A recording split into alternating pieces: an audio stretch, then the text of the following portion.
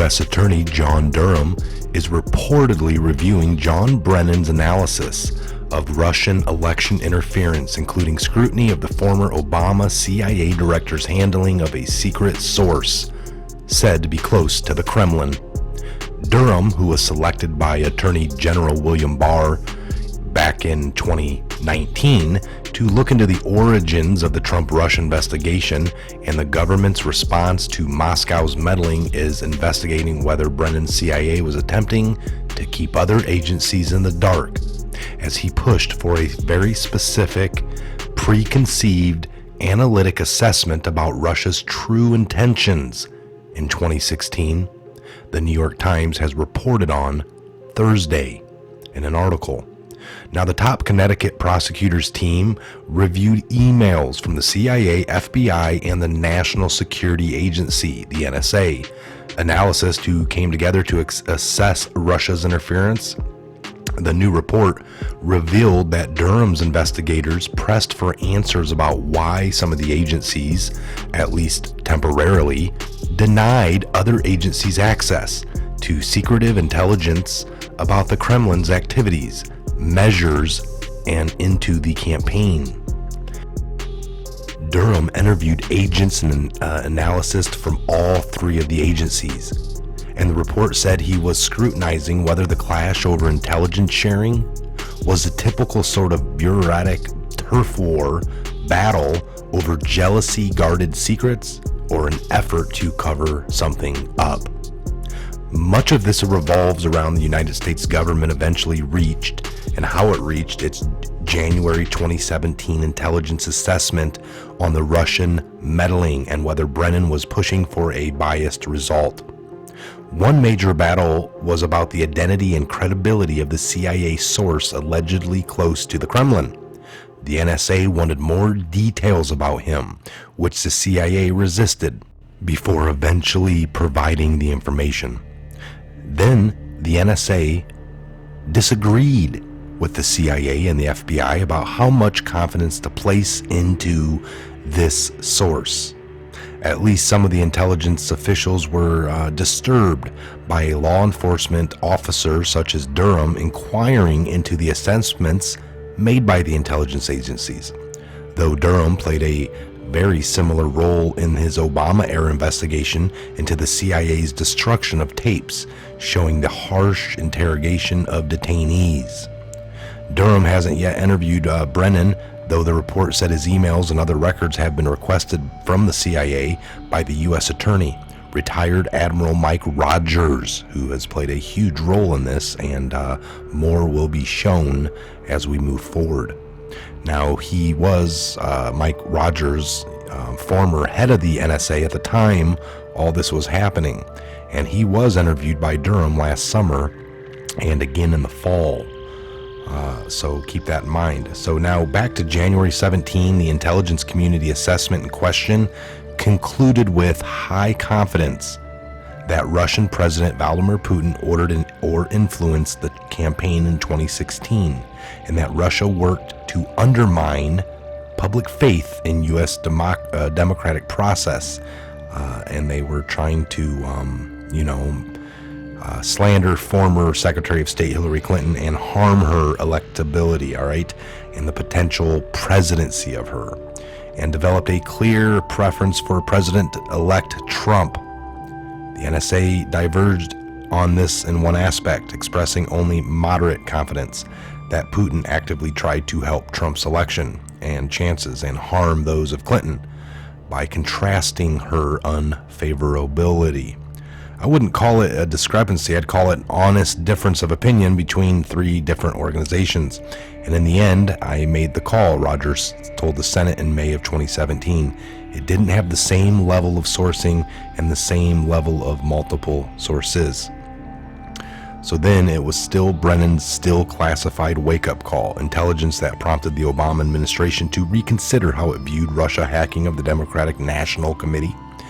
And the Senate Intelligence Committee revealed last week the specifics of intelligence that jolted Barack Obama's national security team into action is detailed in a blacked out section titled Redacted. Intelligence was the wake-up call. So within an hour or two of being briefed on the intelligence, then Security Advisor Susan Rice said Obama needed to know.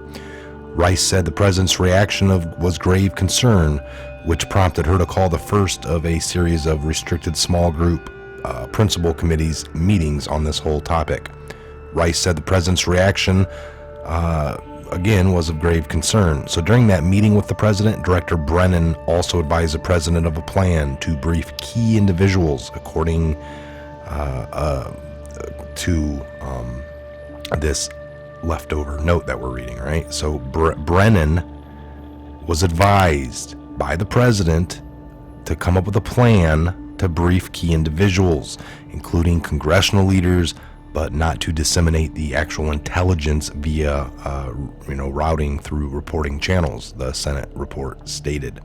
Now, the committee noted that the receipt of the sensitive intelligence prompted the National Security Council, NSC, to begin a series of restricted principal committees meeting to craft the administration's response, and said the discussions were atypical, restricted, and excluded key officials who were normally clued in.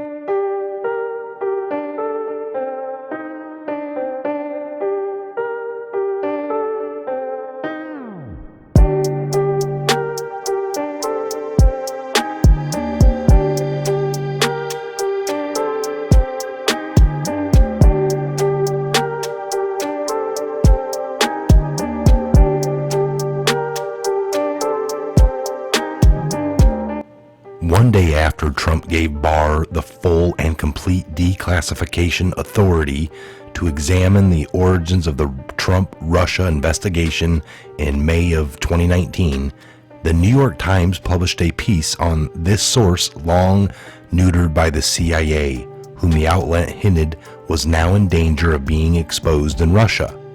But he had already left the country. The source's initial resistance to being pulled out reportedly led by some to question whether he might be a double agent. Hotly disputed reporting by CNN and others in the mainstream back in September of 2019 about the reasons for the alleged source's apparent 2017 exfiliation from Russia eventually exposed his identity and revealed he was living in the DC area.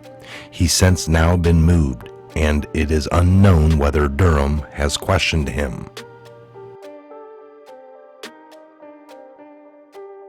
I am Michael. This is the Patriot Hour. God bless, Godspeed to each and every one of you. And where we go one, we go all. Make sure you like, subscribe, share, comment, and think about joining. Yes, there is a join membership button next to the subscribe, and be part of the Patriot Hour family. Thank you. The IG should be called in first to take a look. And you can have other investigations on top of that, but to be formal and to be thorough, you'd want the IG, whoever that is. Now, if you put into the timeline that Durham came on board in October of 17, he also jumped on board with shadowing Horowitz in April.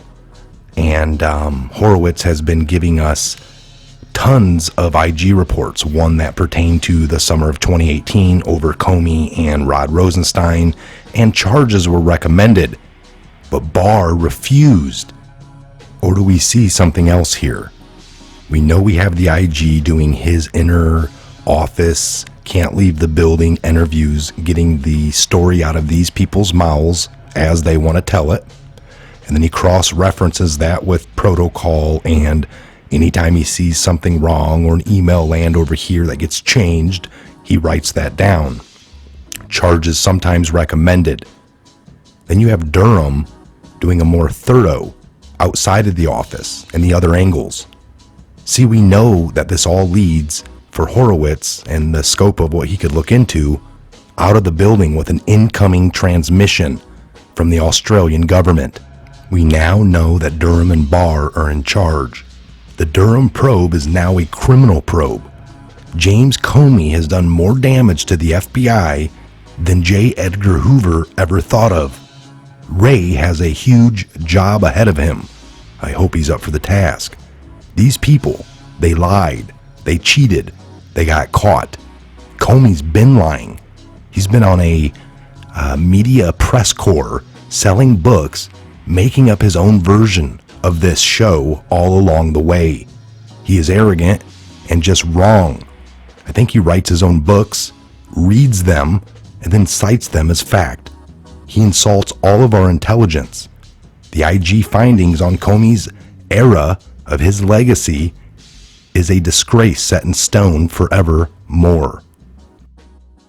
So to wrap this up in a nutshell, you have Barr kind of talking with Durham, who is overseeing Horowitz, and they're collecting all this data. They're not getting any little charges for Comey or anyone along the way yet until they get to the very end, which takes them out of the office overseas to the Australian government.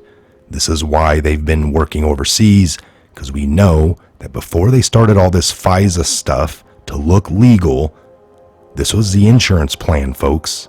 Right here in this queue, it tells us Page was a plant.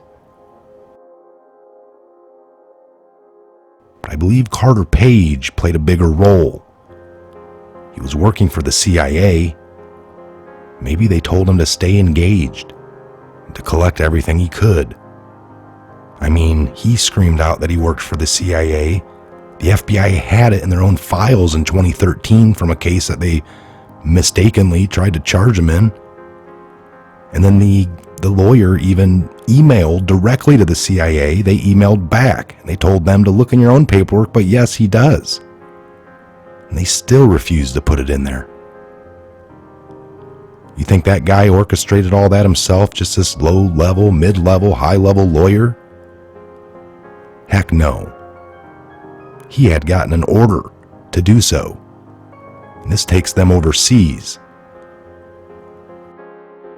Never tread on me. The biggest cover-up in the U.S. history attempted.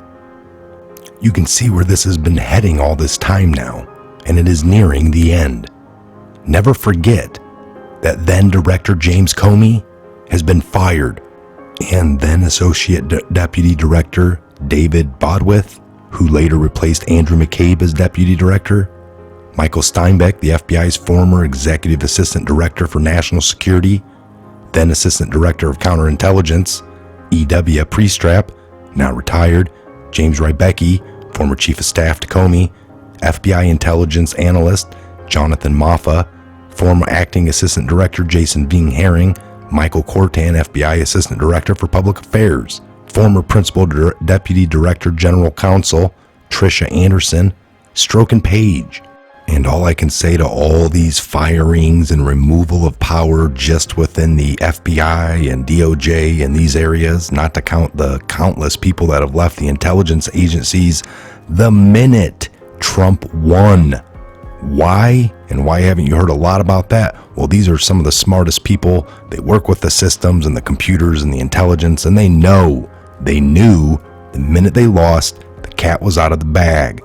They left. They went home. They've been very quiet, while some of these other idiots have yelled and been really loud and trying to change the narrative, steer the ship.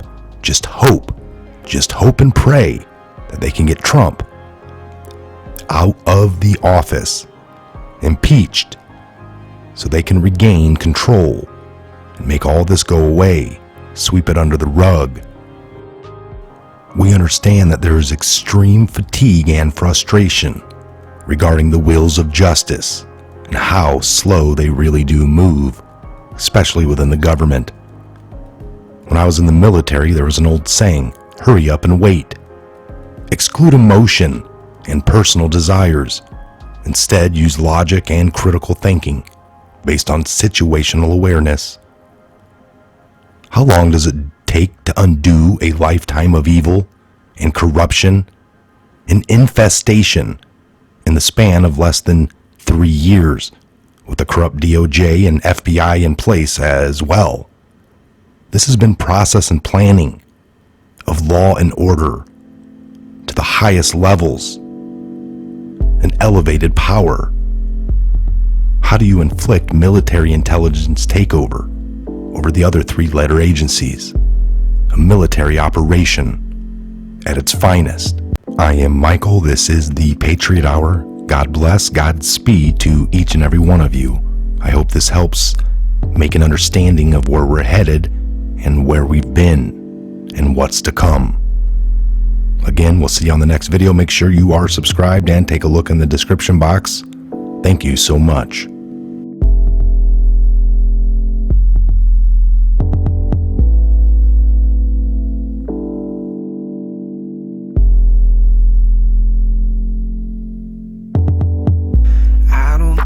That was how love was supposed to be.